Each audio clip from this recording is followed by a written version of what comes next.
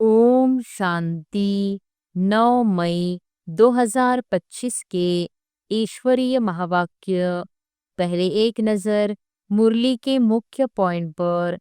बाबा ने कहा, जैसे वह शंकराचार्य कहते हैं हमको कोई छुए नहीं, तो बाप कहते हैं हम पतितों का कुछ भी कैसे लेंगे, हमको फूल आदि की दरकार नहीं। शिव की पूजा करते हैं परंतु उनको जानते थोड़ी है कि यह गीता का भगवान है और यहाँ आकर ज्ञान देते हैं। शरीरों के बाप जो है वह तो है ही, मैं हूँ सभी आत्माओं का बाप, मेरी सब पूजा करते हैं। आत्माएं जन्म जन्मांतर से देह अभिमान पर हीरी हुई है, इसलिए बाप को याद नहीं कर सकते, देह को ही देखते हैं। देही अभिमानी हो तो उस बाप को याद करे और बाप की श्रीमत पर चले। और फिर बाबा ने कहा, बच्चों को सर्विस का शौक होना चाहिए, जैसे उस पढ़ाई का भी शौक होता है ना। वह है जिस्मानी, यह है रूहानी। शिव बाबा को याद करो तो स्वर्ग का वर्षा पाएंगे, ऐसे उनको समझाएंगे तो वह भी स्वर्ग में आ जाएंगे। जैसे छोटा बच्चा शिव शिव कहते हैं, समझते नहीं, यहाँ भी पूजा करते हैं परंतु पहचान कुछ भी है नहीं, तो उनको बतलाना चाहिए तुम जिसकी पूजा करते हो वही ज्ञान का सागर गीता का भगवान है, वह हमको पढ़ा रहे हैं। और फिर लास्ट में बाबा ने कहा, भगवान वॉच काम महाशत्रु है, इस पर जीत पहनो, पुरानी दुनिया का सन्यास करो। वह है शंकराचार्य, यहाँ है शिवाचार्य, वह हमको सिखलाते हैं। जहाँ जहाँ शिव के मंदिर है वहाँ तुम बच्चे बहुत अच्छी सेवा कर सकते हो। शिव के मंदिरों में जाओ, माताओं का जाना अच्छा है, कन्याएं जाए तो उससे अच्छा है। आधा कल्प अच्छे जन्म होते हैं, फिर रावण राज्य शुरू होता है। मनुष्य हूबहू जैसे जानवर मिसल बन जाते हैं, एक दो में लड़ते झगड़ते रहते हैं, तो रावण का जन्म हुआ ना। और अब सुनते हैं महावाक्यों को विस्तार से। मुरली का सार। मीठे बच्चे, तुम्हें नशा रहना चाहिए कि जिस शिव की सभी पूजा करते हैं वह अभी हमारा बाप बना है, हम उनके सम्मुख बैठे हैं। प्रश्न है, मनुष्य भगवान से क्षमा क्यों मांगते हैं, क्या उन्हें क्षमा मिलती है? उत्तर है, मनुष्य समझते हैं हमने जो पाप कर्म किए हैं उसकी सजा भगवान धर्मराज से दिलाएंगे, इसलिए क्षमा मांगते हैं। लेकिन उन्हें अपने कर्मों की सजा कर्म भोग के रूप में भोगनी ही पड़ती। भगवान उन्हें कोई दवाई नहीं देता। गर्भ जेल में भी सजाएं भोगनी है। साक्षात्कार होता है कि तुमने यह किया है, ईश्वरीय डायरेक्शन पर नहीं चले हो, इसलिए यह सजा है। गीत है, तूने रात गवाई सो के, दिन गवाया खा के, हीरा जीवन अनमोल था, कौड़ी बदले जाए। ओम शांति। यह किसने कहा? रूहानी बाप ने कहा। वह है ऊंचते ऊंच, सभी मनुष्यों से भी, सभी आत्माओं से भी ऊंच। सब में आत्मा ही है ना। शरीर तो पाड़ बजाने के लिए मिला है। अभी तुम देखते हो सन्यासियों आदि के शरीर का भी कितना मान होता है, अपने गुरुओं आदि की कितनी महिमा करते हैं। यह बेहद का बाप तो गुप्त है। तुम बच्चे समझते हो शिव बाबा ऊंचते ऊंच है, उनसे ऊंच कोई है नहीं। धर्मराज भी उनके साथ है, क्योंकि भक्ति मार्ग में क्षमा मांगते हैं। हे भगवान क्षमा करना। अब भगवान क्या करेंगे? यहाँ गवर्नमेंट तो जेल में डालेगी। वह धर्मराज गर्भ जेल में दंड देते हैं, भोगना भी भोगनी पड़ती है, जिसको कर्म भोग कहा जाता है। अभी तुम जानते हो कर्म भोग कौन भोगते हैं, क्या होता है? कहते हैं, हे प्रभु क्षमा करो, दुख हरो, सुख दो। अब भगवान कोई दवाई करते हैं क्या? वह तो कुछ कर न सके। तब भगवान को क्यों कहते हैं? क्योंकि भगवान के साथ फिर धर्मराज भी है। बुरा काम करने से जरूर भोगना पड़ता है। गर्भ जेल में सजा भी मिलती है। साक्षात्कार सब होते हैं, बिगर साक्षात्कार सजा नहीं मिलती। गर्भ जेल में तो कोई दवाई आदि नहीं है, वहां सजा भोगनी पड़ती है। जब दुखी होते हैं तब कहते हैं, भगवान इस जेल से निकालो। अभी तुम बच्चे किसके सामने बैठे हो? ऊंच से ऊंच बाप है, परंतु है गुप्त। और सभी के तो शरीर देखने में आते हैं। यहाँ शिव बाबा को तो अपना हाथ पांव आदि है नहीं। फूल आदि भी कौन लेंगे? इनके हाथ से ही लेना होगा अगर चाहे तो, परंतु कोई से भी लेते नहीं। जैसे वह शंकराचार्य कहते हैं, हमको कोई छुए नहीं, तो बाप कहते हैं, हम पतितों का कुछ भी कैसे लेंगे? हमको फूल आदि की दरकार नहीं।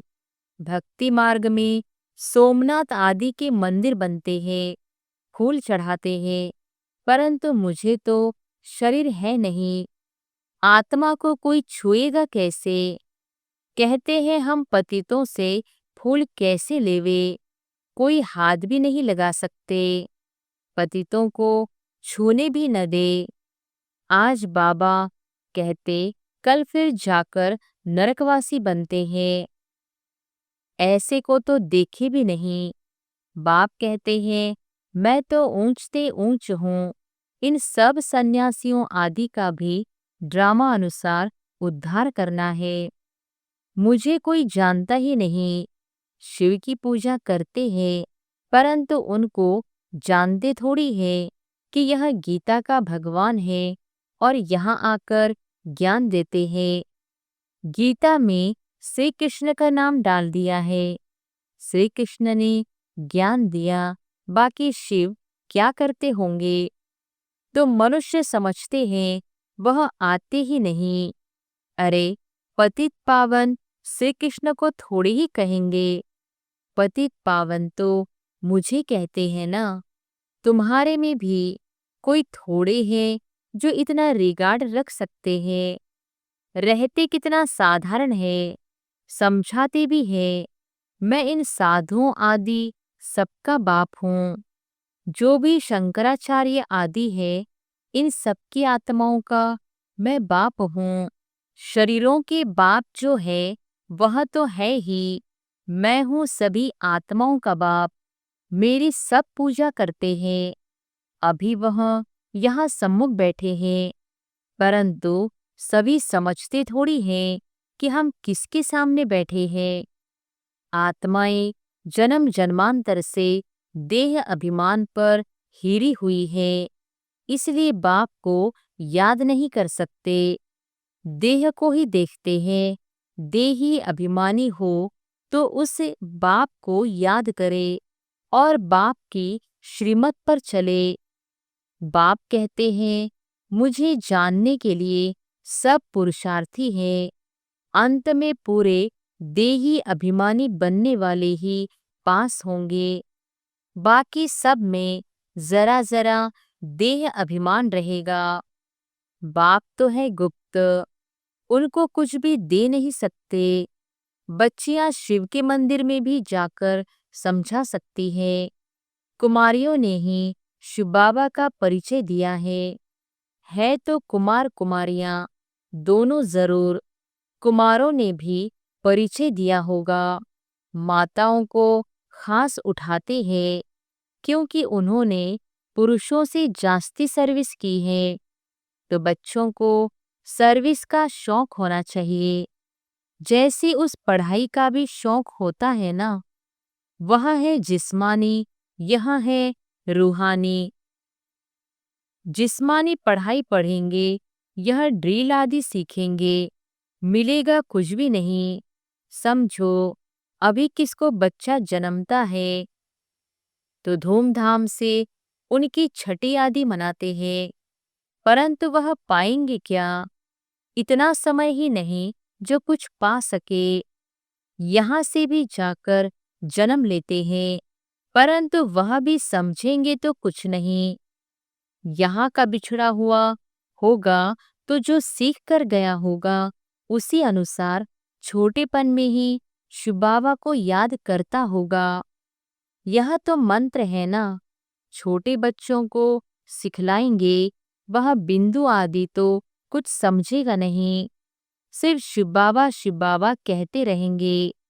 शिव बाबा को याद करो तो स्वर्ग का वर्षा पाएंगे। ऐसे उनको समझाएंगे तो वह भी स्वर्ग में आ जाएंगे, परंतु ऊंच पद नहीं पा सकेंगे। ऐसे बहुत बच्चे आते हैं, शिव बाबा कहते रहते हैं, फिर अंतमति सो गति हो जाएगी। यह राजधानी स्थापन हो रही है। अब मनुष्य शिव की पूजा करते हैं, परंतु जानते थोड़ी है। जैसे छोटा बच्चा शिव शिव कहते हैं, समझते नहीं। यहाँ भी पूजा करते हैं, परंतु पहचान कुछ भी है नहीं, तो उनको बतलाना चाहिए। तुम जिसकी पूजा करते हो वही ज्ञान का सागर, गीता का भगवान है। वह हमको पढ़ा रहे हैं। इस दुनिया में और कोई मनुष्य नहीं जो कह सके कि शिव बाबा हमको राजयोग पढ़ा रहे हैं। यह सिर्फ तुम जानते हो, सो भी भूल जाते हो। भगवान वाच, मैं तुमको राजयोग सिखाता हूँ। किसने कहा? भगवान वाच, काम महाशत्रु है, इस पर जीत पहनो। पुरानी दुनिया का सन्यास करो। वह है शंकराचार्य, यह है शिवाचार्य। वह हमको सिखलाते हैं। श्री कृष्ण आचार्य नहीं कह सकते, वह तो छोटा बच्चा है। सतयुग में ज्ञान की दरकार नहीं रहती है। जहाँ जहाँ शिव के मंदिर हैं, वहाँ तुम बच्चे बहुत अच्छी सेवा कर सकते हो। शिव के मंदिरों में जाओ, माताओं का जाना अच्छा है, कन्याएं जाए तो उससे अच्छा है। अभी तो हमको बाबा से राज्य भाग्य लेना है। बाप हमको पढ़ाते हैं, फिर हम महाराजा महारानी बनेंगे। ओंजते ओंज बाप ही है। ऐसी शिक्षा कोई मनुष्य दे न सके। यह है ही कलयुग। सतयुग में था इनका राज्य। यह राजा रानी कैसे बने? किसने राजयोग सिखलाया जो सतयुग के मालिक बने? जिसकी तुम पूजा करते हो वह हमको पढ़ाकर सतयुग का मालिक बनाते हैं। ब्रह्मा द्वारा स्थापना, विष्णु द्वारा पालना। पतित प्रवृत्ति मार्ग वाले ही पावन प्रवृत्ति मार्ग में जाते हैं। कहते भी हैं, बाबा हम पतितों को पावन बनाओ, पावन बनाकर यह देवता बनाओ। वह है प्रवृत्ति मार्ग। निवृत्ति मार्ग वालों का गुरु बनना ही नहीं है। जो पवित्र बनते हैं उनके गुरु बन सकते हैं। ऐसे बहुत कंपेनियन भी होते हैं, विकार के लिए शादी नहीं करते हैं। तो तुम बच्चे ऐसी ऐसी सर्विस कर सकते हो। अंदर में शौक होना चाहिए, हम बाबा के सपूत बच्चे बन क्यों न जाकर सर्विस करेंगे। पुरानी दुनिया का विनाश सामने खड़ा है। अब शिव बाबा कहते हैं, श्री कृष्ण तो हो न सके, वह तो एक ही बार सतयुग में होगा। दूसरे जन्म में वही फीचर्स, वही नाम थोड़े ही होगा। 84 जन्म में 84 फीचर्स श्री कृष्ण, यह ज्ञान किसको सिखला न सके। वह श्री कृष्ण कैसे यहाँ आएंगे? अभी तुम इन बातों को समझते हो। आधा कल्प अच्छे जन्म होते हैं, फिर रावण राज्य शुरू होता है। मनुष्य हूबहू जैसे जानवर मिसल बन जाते हैं, एक दो में लड़ते झगड़ते रहते हैं। तो रावण का जन्म हुआ ना, बाकी 84 लाख जन्म तो है नहीं। इतनी वैरायटी है, जन्म थोड़ी ही इतने लेते हैं। तो यह बाप बैठ समझाते हैं। वह है ऊंचते ऊंच भगवान, वह पढ़ाते हैं। नेक्स्ट में फिर यह भी तो है ना, नहीं पढ़ेंगे तो किसी के पास जाकर दास दासियां बनेंगे। क्या शिव बाबा के पास दास दासी बनेंगे? बाप तो समझाते हैं, पढ़ते नहीं हो तो जाकर सतयुग में दास दासियां बनेंगे। जो कुछ भी सर्विस नहीं करते, खाया पिया और सोया, वह क्या बनेंगे? बुद्धि में आता तो है ना, क्या बनेंगे? हम तो महाराजा बनेंगे, हमारे सामने भी नहीं आएंगे। खुद भी समझते हैं ऐसे हम बनेंगे, परंतु फिर भी शर्म कहाँ है। हम अपनी उन्नति कर कुछ पा लेवे, समझते ही नहीं। तब बाबा कहते हैं, ऐसे मत समझो, यह ब्रह्मा कहते हैं। हमेशा शिव बाबा के लिए समझो। शिव बाबा का तो रिगार्ड रखना है ना, उनके साथ फिर धर्मराज भी है, नहीं तो धर्मराज के डंडे भी बहुत खाएंगे।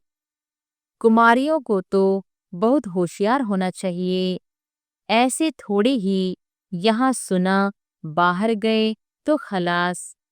भक्ति मार्ग की कितनी सामग्री है। अब बाप कहते हैं, विष छोड़ो, स्वर्गवासी बनो। ऐसे ऐसे स्लोगन बनाओ, बहादुर शेरनियां बनो। बेहद का बाप मिला है, फिर क्या परवाह। गवर्नमेंट धर्म को ही नहीं मानती है, तो वह फिर मनुष्य से देवता बनने कैसे आएंगे। वह कहते हैं, हम कोई भी धर्म को नहीं मानते, सबको हम एक समझते हैं, फिर लड़ते झगड़ते क्यों हैं। झूठ तो झूठ, सच की रत्ती भी नहीं है। पहले पहले ईश्वर सर्वव्यापी से ही झूठ शुरू होता है। हिंदू धर्म तो कोई है नहीं, क्रिश्चियन का अपना धर्म चला आता है, वह अपने को बदलते नहीं है।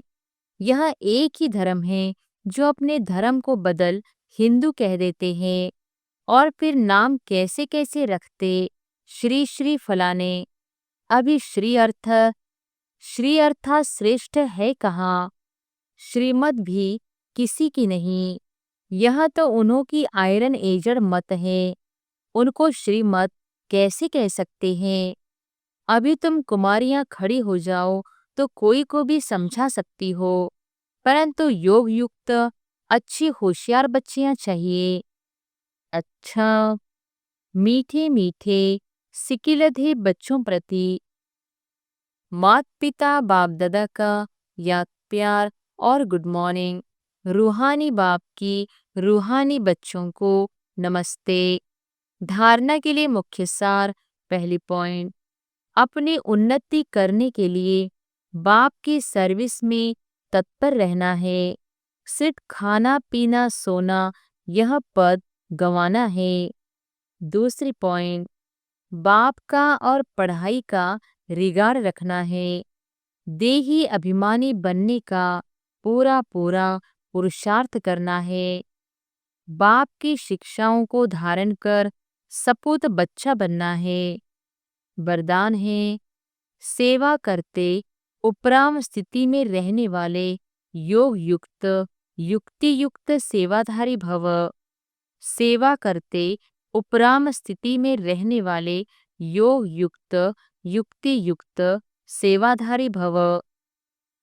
जो योग युक्त युक्ति युक्त सेवाधारी है, वह सेवा करते भी सदा उपराम रहते हैं। ऐसे नहीं, सेवा ज्यादा है इसलिए अशरीरित नहीं बन सकते। लेकिन याद रहे कि मेरी सेवा नहीं, बाप ने दी है, तो निर्बंधन रहेंगे। ट्रस्टी हूँ, बंधन मुक्त हूँ, ऐसी प्रैक्टिस करो। अति के समय अंत की स्टेज कर्मातीत अवस्था का अभ्यास करो। जैसे बीच बीच में संकल्पों के ट्रैफिक को कंट्रोल करते हो, ऐसे अति के समय अंत की स्टेज का अनुभव करो। तब अंत के समय पास विद ऑनर बन सकेंगे। स्लोगन है, शुभ भावना कारण को निवारण में परिवर्तन कर देती है। शुभ भावना कारण को निवारण में परिवर्तन कर देती है।